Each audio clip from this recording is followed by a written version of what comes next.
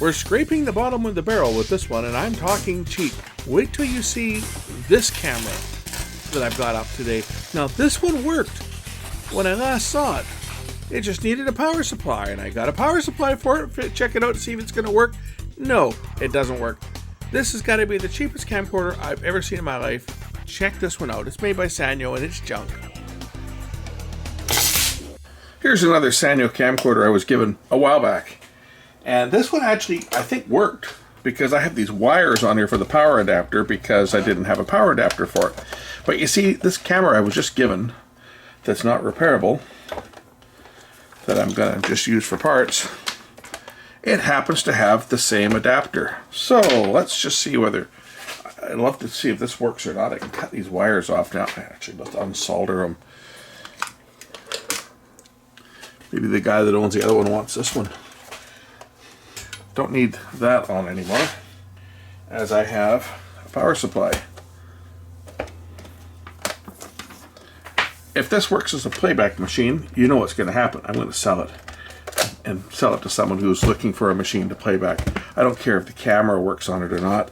All I care is, does it play? So that's fine. We'll see if the camera works too. This is an even cheaper camera with fuzzy logic. It's got fuzzy logic. Look at this. People see it. Why has it got two lenses? Well, one's the viewfinder. Yes, this has an optical viewfinder. And when you turn the manual zoom control, you actually zoom lenses in both the eyepiece, the viewfinder, it's a rangefinder, as well as the camera.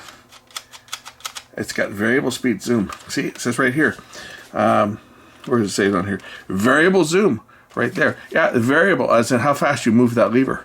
But you can go instantly from wide to telephoto, or you can just move it really slow. Ooh, high tech. From the company that makes life's good things better. Isn't that what their slogan was? Remember the old slogans? Like Zenith, the quality goes in before the name goes on. How did the announcer say it? Zenith, the quality goes in before the name goes on. Sanyo, we make life's good things better. That's debatable. Alright, how do I turn this piece of crap on? I guess I do that. Is that on? Well, oh, might help if I plug it in. There we go. Okay, that's on now. And, oh, the camera doesn't work. Look at the picture off the camera. Psychedelic, man! Whoa! Yeah, the camera itself is screwed on this.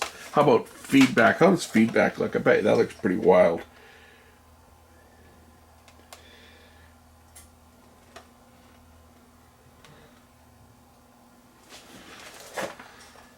Yeah, there's the bench. It's bad. Really bad. Really, really bad. That's definitely capacitors that are bad in this one. I wonder if the power supply is at fault. Nah. Well, I guess I could hook up my other power supply. Just rule that out. I could hook it up to my bench supply, and we'll see how the picture is on that. Yeah, it's the same. So it's not the power supply. It's something in the camera, but that's okay. That's okay. Will it play? That's all we care. I'll turn it on to camera, and I'll put it in player mode, and we'll see if this thing will play. Because that's all I really care is if it plays. If it plays okay, then maybe I'll see if I can take a quick peek at the camera. I think this played last time I tried it. Oh, look at that. It doesn't play. And it's worse than the other one. I might have to swing my hammer on this one.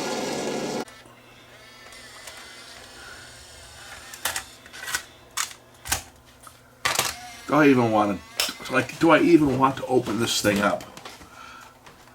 I probably don't, but I know that you guys want to see what's inside this piece of crap, because I've never been into one of these ones.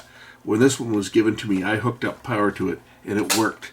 But that was years ago, and it did play. I remember this one did play, and I was looking for a power adapter for it because I didn't want to sell it with an external power adapter. I was looking for an adapter. Now I've got an adapter for it. Pull this thing apart and see whether this one here can be made to play, just so I can turn around and sell it for 50 bucks, because that's about what this is worth as a playback machine. I don't care about the camera section, but if I can make it play, that's all I care. When this one was new, it was probably like a $349 or $399 camera, if that. $299. I can't think that, I can't imagine that this thing was very expensive, because it is so lacking features. I mean, really, it doesn't even have a real zoom lens. Well, it has a zoom lens, but you know, can you call that a zoom lens? It's like,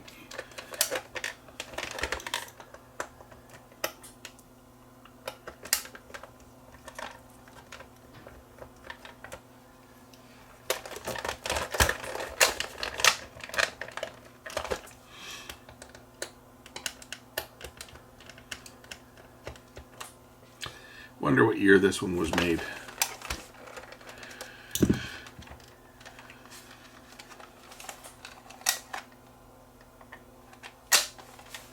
Oh, I think we just identified what fuzzy logic is. Fuzzy logic is that excuse for a picture from the camera. Pretty fuzzy.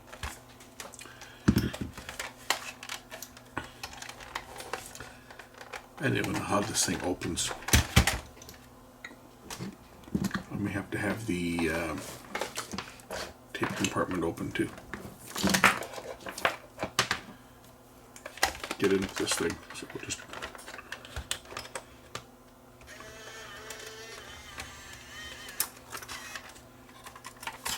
move that.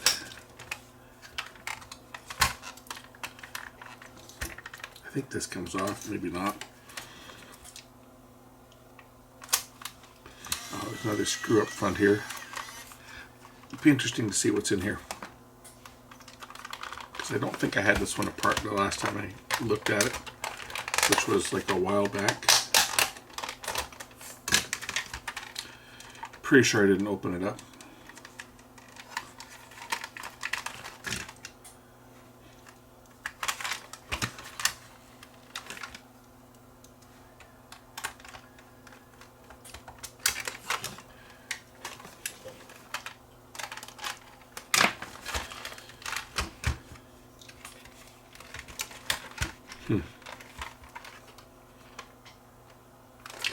Yeah, the screw's out, and it doesn't appear to open up. At least it doesn't open up like the other one did, which was not the standard way. Okay, that's there.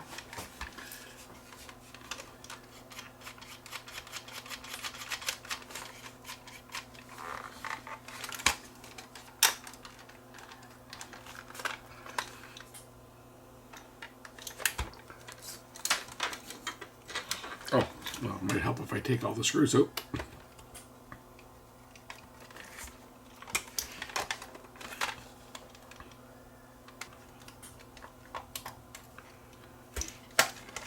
Okay, now what happens?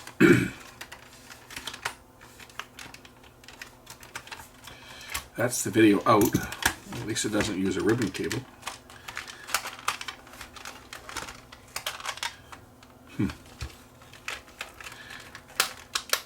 Oh, the whole viewfinder pops off. Well, that's interesting. I say maybe I have to remove this. Looks like this whole, oh no, it's just this section's gonna pop off there. Okay, now we're in like Flynn. Same mechanism that the other one has, with a plug-on head.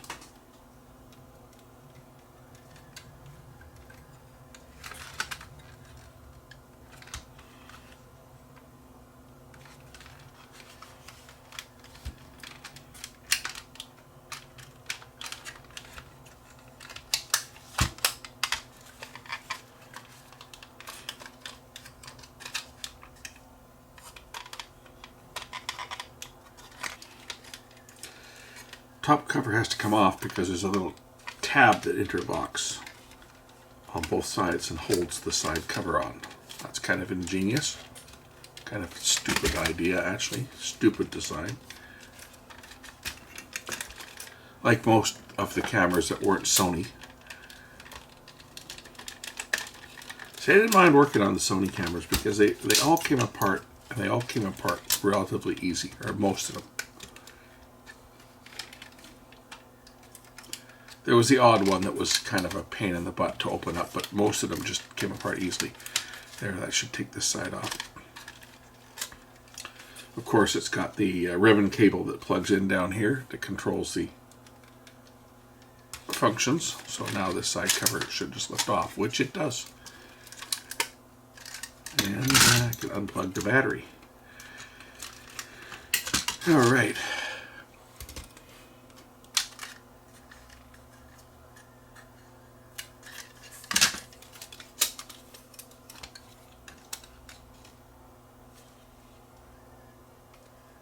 Might be a cap on the camera board that's no good. Looks like there's been some leakage here. It actually looks like there even might be a capacitor missing from the board there. Look at this. Looks like there was one there at one point, and it's gone. But nothing fell out of it. I wonder if I can power this thing up. I should be able to power it up without the buttons connected. I'm going to plug in the front panel so that I can plug in the monitor. Oh, here's a cap right here. That cap fell out. That might be part of the problem. That might be why the sound is all screwed.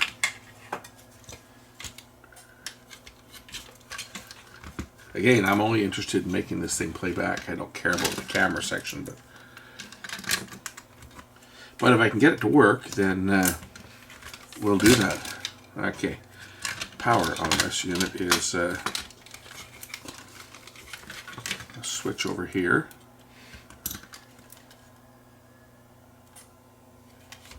And I've got a nice fuzzy picture. There's your fuzzy logic right there.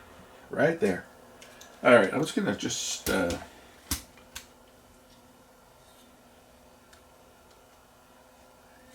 touch around the board and see whether anything changes when I bring my finger in around anything here to see whether I can kind of localize where that interference is coming from. It's going to be a cap, I'm sure. It's probably on CCD board, maybe. There is only one on the camera board itself. Only has one cap. But this other one over here, where this one is missing, what size is it? I'm just going to see. It's a 10x16. I was going to try just tacking one in over top of it. See whether the picture changes.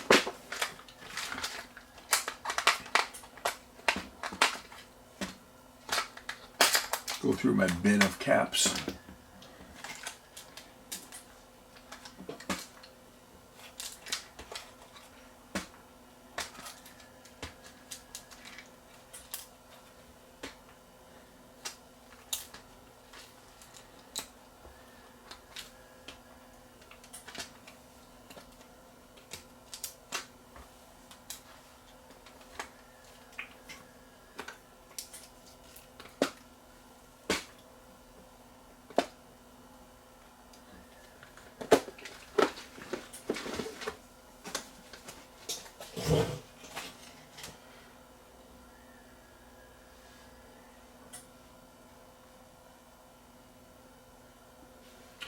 So this is a 10 I'm going to tack on here, right in place of the one that fell off. And just see whether the picture changes at all when I do that. Probably won't, but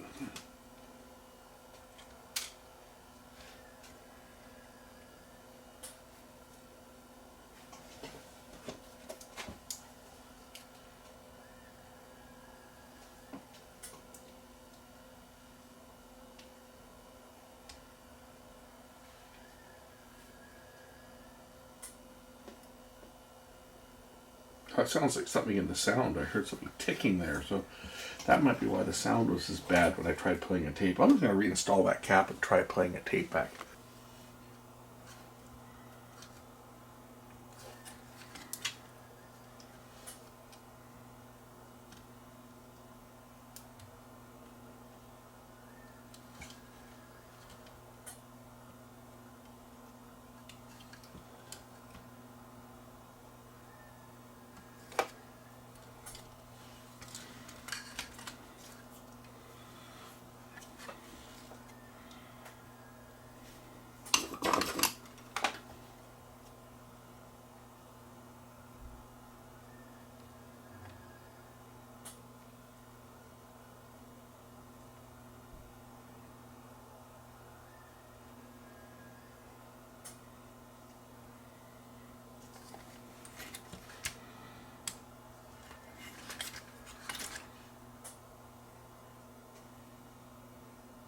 Well, this one's just as bad. This is even worse than the other one.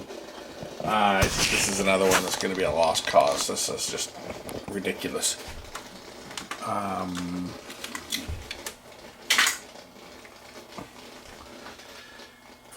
It's not just these caps here. There's about 20 of them that are on the board underneath the chassis here, which you don't see. It just took me 15 minutes to get this stupid connector to plug back in because it's so flimsy. There's nothing to support it to try to put that connector back in. If I unplug that again, there's a good chance I'm not getting it back. But as you can see, if you look down here, you'll see all the surface mounted caps. They're going to be bad on here. I got no sound. I thought when I heard it ticking away there when I was tacking in the one that was defective that was going to be the fault, but it's more than that. So I think this one here is just going to be another one that's going to end up going to the scrap heap. It's just not worth fixing. Has no value whatsoever, and even if it was working, it has no value really. It's just an 8mm player.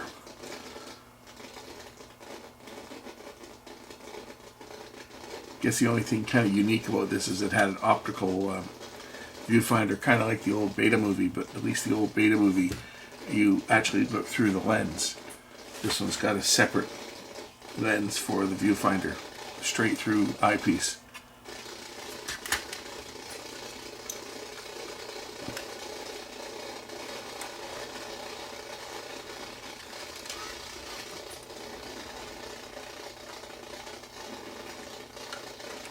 At least the tape path doesn't come loose on these ones, like on some models of camera from companies like Canon and Sony that the tape guides used to come loose on.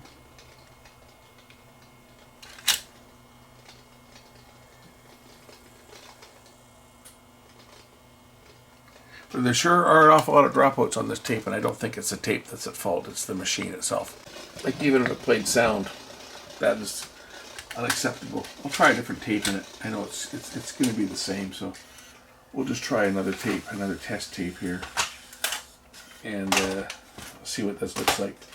It should be a recording that I just made.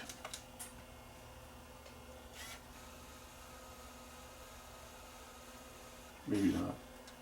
Yeah.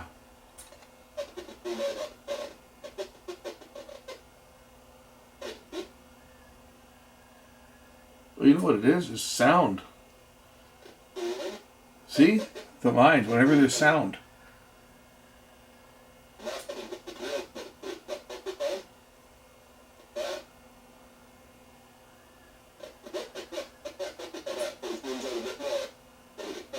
So it's sound getting into the video circuit. That's what's making the picture scramble like that. Of course, the other tape's got all the background noise of the ocean, right? Because it's the coast. So that's where all that noise is coming from. It's audio getting into the video circuit, which is interesting. I wonder where that's happening. Anyway, this unit is just full of leaking capacitors. You can see that this one here that fell off has been leaking. So it's not worth fixing. And I'm not going to fix this one. It was just kind of like, okay, great, I found a power supply for it. Maybe it's going to work, because the last time I tested this unit, it did appear to work. But again, it's got a head drum on here that is certainly usable. So I'm going to throw this back into the box that the other one's sitting in and just hang on to it for spares, because there's parts on here that can be used for other cameras. The pinch roller, for example, looks to be okay. So the head drum, that looks to be a standard head drum that Sony would have used, the same type. Let's see, 3 head, flying erase, head plus flying erase plus 2 heads. So this is a standard head drum that the plug-in types used. I think they all were probably pretty interchangeable with each other. So I'm going to hang on to that, and I guess leave it at that, because it's not worth fixing. So unfortunately, another one just disappointed somebody by not repairing it, but There comes a time on all electronics life cycle that things aren't worth fixing, and this one here, its time is come and gone. No autofocus on this one, just fixed focus. We're talking the cheap of the cheap on this camera. A static display piece. Maybe I'll put it together just for that. Just as a static display piece, because it was you know, the cheapest of the camcorders.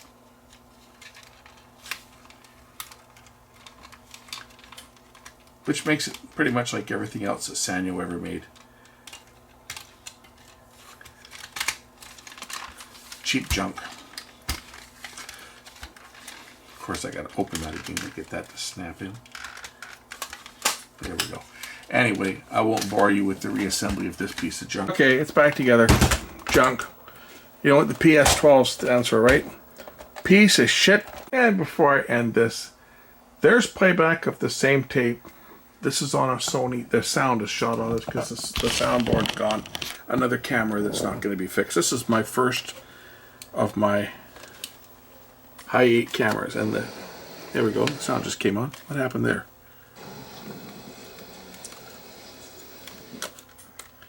Maybe just a switch. The viewfinder's not working on this. It's all whited out. This camera still works. I changed a couple caps on this years ago. This camera is dated back to, what was this, about 1992, was it? 1992, so 31 years old. This camera still works. Well, it doesn't work. It plays back.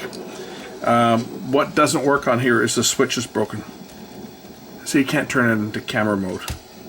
I don't think it's in the on position either. It's in the off position. Yeah, it's in. Oh, it is in the on position.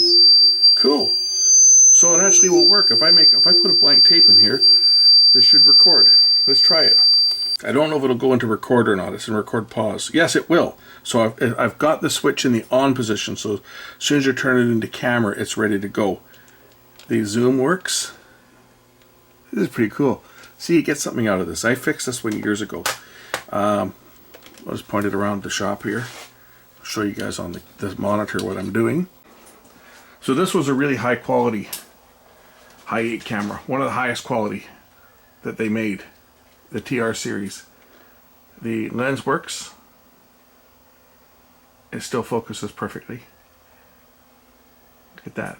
Beautiful, huh? This one's in good working condition. This is actually a sellable piece, although I don't think I would sell this one just because it was one of the first cameras I bought. It was the first small camera I bought. I had a V5000 at the same time as this one. I bought the V5000 first when I was starting to shoot on Hi8, and then I bought this one as a secondary camera, as my second camera, as my backup. I did a lot of weddings with this camera as my second camera. And if this camera could talk, this went to all my events that I went to with my rowdy friends, and the tapes that I would love to show you guys of us having a good time, I can't, because it would violate every one of YouTube's guidelines for acceptable behavior. Let's just leave it at that. But I can guarantee you that we've all watched them, and we've got a good laugh out of some of the silly things that me and my group of rowdy friends did back in the 90s. Anyway, this is recording. I'm just gonna do a little bit of, but picture quality on this is really good. Like, you don't see any pixelation on that. Most of the cameras, most of the like especially the Digital 8 cameras, you saw all the jaggies around the edges of the CCD because they used a low resolution CCD. And all the later cameras, because they start getting cheap. As soon as the DV cameras hit the market, they started putting in really low resolution sensors, even on the Hi8 cameras, because they wanted customers to buy the mini DV cameras. So Digital 8, even though it was capable of the same resolution as DV because it's in the same format, the Digital 8 cameras got a really low resolution sensor. So the Hi8 cameras that were made prior to the introduction of mini DV, not just digital 8, but mini DV. Once mini DV came out, mini DV got the high resolution sensors, and everything else, 8mm, Hi8, and digital 8, got crappy image sensors. This is one of the ones that's a high quality. I think it's 420,000 pixels, if I'm not mistaken.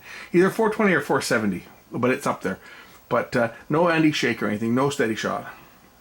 It does have manual control, so you can, where am I here? Well, I'm not even looking at the right monitor. It has control for exposure, manual and autofocus, shutter speed, white balance, date and time. The viewfinder needs some work. It's got some lines in the picture, but that's okay. That's okay. I can fix that if need be.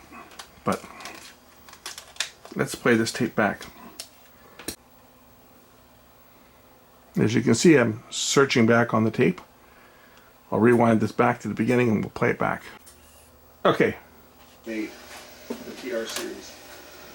So as you can hear, the sound is not perfect. It's not recording in stereo. It doesn't appear anyway. Beautiful. This one's in good working condition. This is actually a sellable piece, although I don't think I would sell this one just because the sound is noisy. it was one of the first cameras I bought. Now that's going to be the audio board, which is the little board that's mounted in the front of the camera, right behind where the, like right in here, there's a little board in here. And that's going to be that audio board that's gone bad. Caps on that board are gone bad on it. But as you can see, video-wise, it's recording and playing back perfectly. I've changed out, I think, 3 or 4 capacitors on this one, and I did that a number of years ago. But that gives you an idea of the quality of Sony's cameras compared to those other pieces of crap that I've looked at, the Sanyo junk. I think maybe 4 capacitors were changed in this one. There's more that need to be done on the audio board. Last time I checked it, they were working, but they've deteriorated. This was made during the capacitor plague because they didn't get that problem resolved until about 1995. This camera was made in 1992, right in the height of the capacitor plague problem. Basically everything from when the surface mounted caps first came out, which was about 1980, I think 1986, 87, right when the first 8mm, other than the V8 and the V110, which used through hole, and the V220, I think that used through hole as well. But everything from beyond that, I've got the brochure here. So this is a brochure from a Sony. I've still got this thing here. What date is this one here? Does it say? But all these cameras were bad. These ones here, the video Walkman, this one here, Precision, this was a Hi8. That was the first Hi8 camera, or one of the first ones. These all bad. Oh, remember the printer? We had one of those at the shop. I got pictures that I printed on it, just horsing around with it at about $2 a print or whatever it cost. I think that you got like 10 photos for $19.99. It was a die printer that printed them out off of our ribbon. But these were all the cameras that Sony had of the date. There's the V5000. I had one of those, got rid of it, thank God. Got rid of that piece of junk. And this was a couple years before. But all these cameras, this era, these all had bad caps. Everything here, full of bad caps. Just not worth fixing. There's too many of them that go bad. Some of them have got a lot of them that go bad. This one here's got still a few that are bad in the audio board. I changed out the ones on the video side of things that were bad. And as you can see, that part's working. Anyway, I don't know that I'm going to get on fixing the sound on this anytime soon. I guess it depends on your comments when you see this added to the back end of that Sanyo. If you want to see if I can get the sound working properly on this, maybe I will tackle the soundboard. But it's not high on my list of priorities because it's not a camera that I would ever use. Even this here, this has had that rubber coating that's all gone sticky. Well, it's now dried up, but it was all sticky there for a while. This part of it. The rest of it was okay. But this was the smallest of the Hi8 cameras of the day. CCD TR81. Great little camera in its day. It's pretty long in the tooth now, but the fact that this thing's 31 years old and it still works. And this camera was not looked after. This camera was banged around. This camera was bumped around, and I'm sure I got it wet more than once because we used to take it out camping and stuff. And so, I mean, it wasn't one that was really well cared for. It was just my horsing around camera. And it still works. Mostly. Anyway. Thanks for watching. We'll catch you in the next one. Bye.